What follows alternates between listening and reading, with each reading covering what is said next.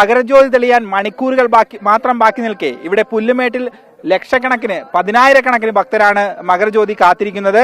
വലിയ ആവേശത്തിലാണ്, വളരെയധികം ആകാംക്ഷയിലാണ് മകരജ്യോതി ആസ്വദിക്കാനായി അവരെത്തിയിരിക്കുന്നത്. നമുക്ക് അവരുടെ പ്രതികരണങ്ങളിലേക്ക് പോകാം.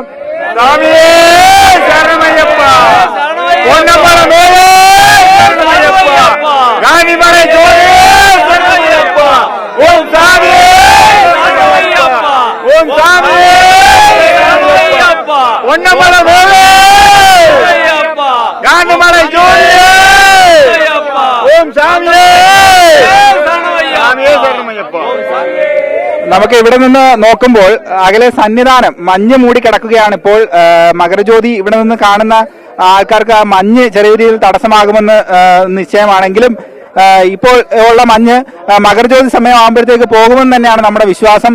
അത്രയ്ക്ക് ഭക്തിയോടെയും അത്രയ്ക്ക് ആദരവോടെ അയ്യപ്പനിൽ വിശ്വാസം അർപ്പിച്ചാണ് ഇവിടെ ഓരോ ഭക്തനും എത്തിയിരിക്കുന്നത്.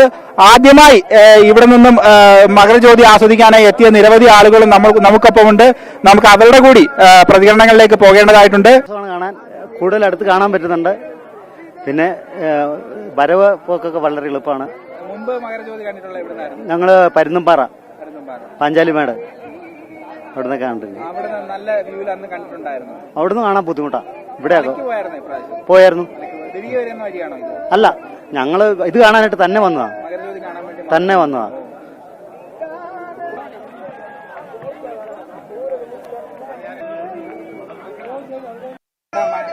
മകരജ്യോതി ഇവിടുന്ന് ആദ്യമായിട്ടാണോ കാണുന്നത്? അതെ, ഇവിടുന്ന് ആദ്യമായിട്ടാണ് കാണുന്നത്. അതെ.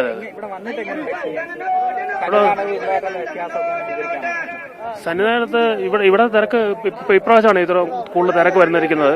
ഇപ്രാവശ്യം പൊതുവെ മൊത്തം നല്ല തിരക്കില്ലായിരുന്നു. കഴിഞ്ഞ പ്രാവശ്യം വരെ ഇത്രയും തിരക്ക് ഇവിടെ വലിയ തിരക്കില്ലായിരുന്നു. ഇത്ര പ്രാവശ്യമാണ് ഇത്ര നല്ല തിരക്ക് വന്നിട്ട്. എന്റെ സ്ഥലം കോട്ടയമാണ്. ஆமாம், இலசமே. நான் 27 வருஷமா சபரிமலை வந்துட்டு இருக்கேன். இப்போ ஒரு 10 வருஷமா கேப் ஆச்சு. இப்போ திருப்பி மகரஜோதி வாங்குறதுக்கு நாங்கள் 27 பேர் ஊட்டியிலிருந்து வந்திருக்கோம்.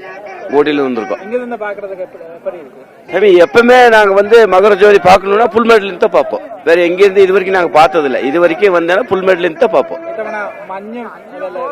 சாமி, அது எல்லாம் ஐய புண்ணியத்துல எல்லாம் சரி ஆயிரும். அது நம்பிக்கை தான்.